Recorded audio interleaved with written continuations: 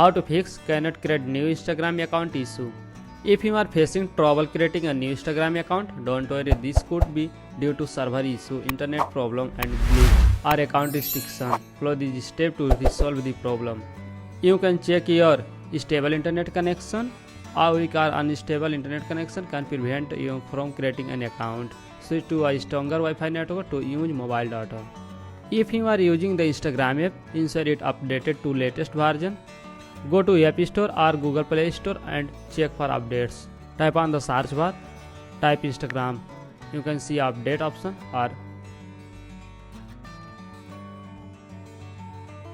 and then go back your home screen. Go to settings, tap on general, click on iPhone storage, tap on the search bar, search for Instagram and tap on it. You can see a two option, upload app or delete app. Tap on upload app and again go back to your home screen. Finally, don't underestimate the power of simple restart, something a quick robot and resolve temporary glitch affecting Instagram function.